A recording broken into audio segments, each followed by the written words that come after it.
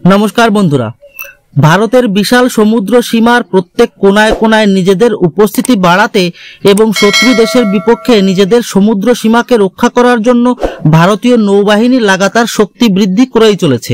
এরই জের ধরে কয়েকদিন পর পরই খবর আসছে যে নতুন নতুন যুদ্ধপোত ভারতীয় নৌসেনায় সম্মিলিত হচ্ছে। আর এরকমই এক খবর আজ আবার এসে গেল। মিডিয়া রিপোর্টের মতে আইএনএস নির্দেশক ভারতীয় নৌসেনায় কমিশন হয়ে গেল। যদিও এটা কোনো ফ্রিগেট বা ডেস্ট্রয়ার নয়, তারপরেও এটা ভারতীয় নৌসেনার জন্য খুবই গুরুত্বপূর্ণ। এটা একটা রিসার্চ শিপ। 110 মিটার লম্বা ও 16 মিটার চওড়া এই জাহাজের ওজন 3400 টন। দুইটি ডিজেল ইঞ্জিনের শক্তিতে চলা এই জাহাজের সর্বোচ্চ গতি 33 কিলোমিটার পার আওয়ার। এই জাহাজ মেক ইন ইন্ডিয়া প্ল্যাটফর্মে তৈরি এবং এর 80% কম্পোনেন্ট স্বদেশী।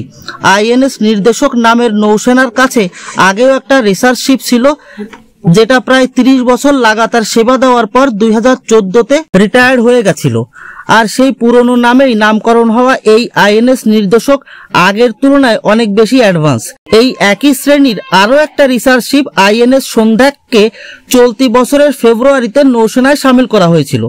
আইএনএস নির্দেশক অত্যাধুনিক হাইড্রোগ্রাফিক টেকনিক যেমন multibeam, eco sounder, side scan সোনার, নিজে থেকে জলের তলায় চলে বেড়ানো যান এবং রিমোট দ্বারা সঞ্চালিত যান ইত্যাদি দ্বারা যুক্ত। আপনারা অবশ্যই জানেন যে সমুদ্রের নিচে বড় বড় পাহাড়, গভীর গর্ত, বড় বড় ফাটল ইত্যাদি থাকে।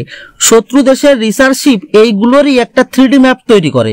ধরুন, চীনের কাছে ভারত মহাসাগরের যদি 3D ম্যাপ থাকে, তাহলে চীনের সাবমেরিন ভারত মহাসাগরে আসলে ভারতীয় নৌসেনার জাহাজ যদি এদের আশেপাশে থাকে, তবে এই সাবমেরিন সমুদ্রের তলায় বিশাল বিশাল ফাটলে গিয়ে নিজেদেরকে লুকিয়ে রাখতে পারবে।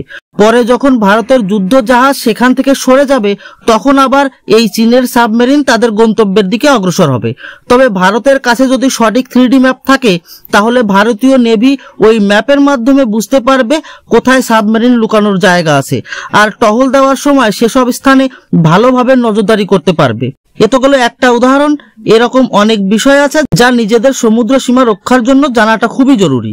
আর ভারতীয় নৌসেনার জন্য চোখের কাজ করবে এই আইএনএস নির্দেশক। চীন যেভাবে কারণে অকারণে ভারতের জলসীমায় রিসার্চ শিপ পাঠাচ্ছে, তাতে চীনকে চীনের ভাষায় বোঝানোর সময় এসে গেছে। ভারতও যদি রিসার্চ করার বাহানায় দক্ষিণ চীন সাগর বা বন্ধু তাইওয়ানের বন্দরে ঢোকা শুরু করে, তবেই চীনের শুভবুদ্ধির উদয় হতে পারে। সেক্ষেত্রে আইএনএস নির্দেশক একটা বড় গেম চেঞ্জার হিসাবে আত্মপ্রকাশ করবে। এ বিষয়ে আপনাদের মতামত কি, কমেন্ট করে জানাবেন। ধন্যবাদ।